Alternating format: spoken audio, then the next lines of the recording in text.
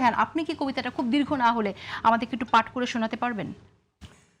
আমি তো আমাকে কথা বলার সুযোগ দিলে ভালো হতো আর আমি কথাও বলবেন এবং আমি কবিতাটাও শুনতে চাই আসলে, মানে কবিতাটা নিয়ে কেন আসলে এতটা সংকট সৃষ্টি হলো। আমি কবিতাটা পড়ার আগে একটু কথা বলি। জি। ওই অনুষ্ঠানটা প্রায় 4.5 ঘন্টা হয়েছে। আমি 4.5 ঘন্টা মঞ্চে বসেছিলাম।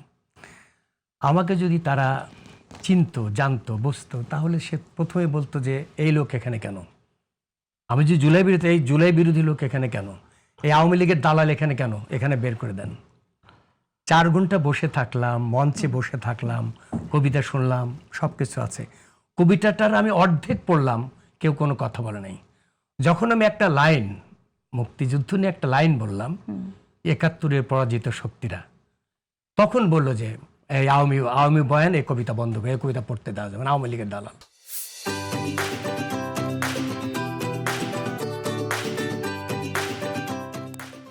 আমি বলেছি যে আমাকে কবিতা শেষ করে দিতে হবে, আমি এটা আওয়ামী লীগের কবিতা নয়, এটা জুলাইয়ের কবিতা, আমি বলেছি সেটা।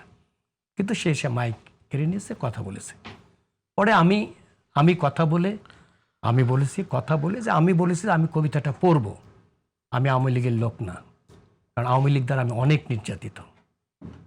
আমি ৭২ সনে শেখ মুজিবুর যখন ক্ষমতায়, তখন আমি 3 বছর জেলে ছিলাম। আমি ইন্টারমিডিয়েট পরীক্ষা দিয়েছি জেলখানায়।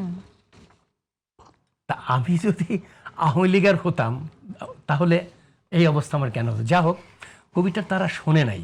না শোনার আগে এটা বলছে, আমি বলছি আমি কবিতা পড়ব, আমার এখানে লাশ পড়ে থাকলো, আমি কবিতা পড়ব। আমাকে যে কবিতা পড়তে দিয়েছে তা না, আমি কবিতা পড়েছি, জোর করে পড়েছি বলতে পারেন। আর উনি যে বললেন যে কথাটা, যে যিনি আমাকে বাধা দিয়েছে, যে অধিকাংশ লোকেরা এটা বিপক্ষে ছিল, এটা হুইচ ইজ নট ট্রু। কারণ আমার কবি, আপনি ভিডিওতে দেখেন, আমার কবিতা শেষ হলে করতালিতে হল ফেটে পড়েছে। তাহলে কেন এটা অধিকাংশ লোক বিরোধিতা করবে?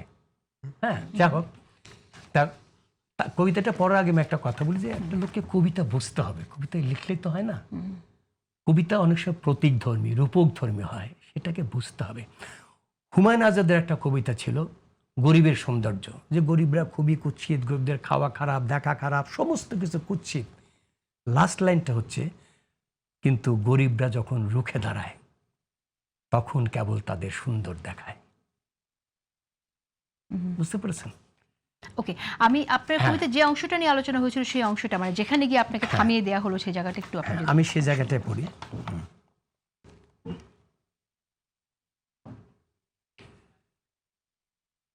জুলাই এখন ধর্ম ব্যবসায়ী, ধর্ষক, খুনিয়ার, লুণ্ঠনকারীদের উল্লাস উন্মত্ত নৃত্য মঞ্চ।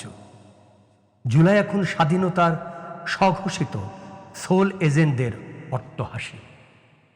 শিশুর আতঙ্কিত চিৎকার, মায়ের অশ্রু, বাবার দীর্ঘশ্বাস। জুলাই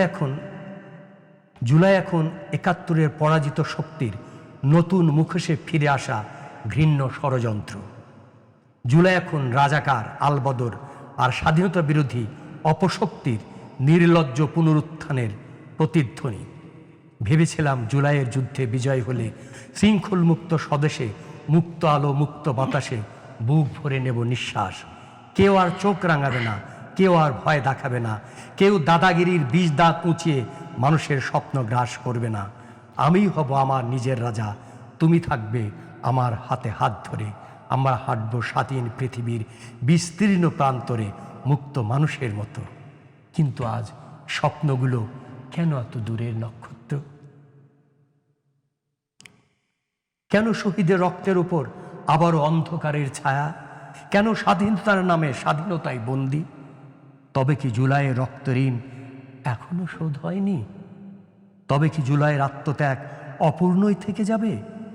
না, ইতিহাসের শেষ বাক্য এখনো লেখা হয়নি।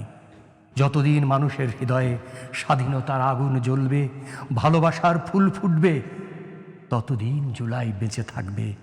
প্রতিবাদে, প্রতিরোধে, ন্যায়ের পতাকায়, মুক্ত মানুষের অদম্য উচ্চারণে।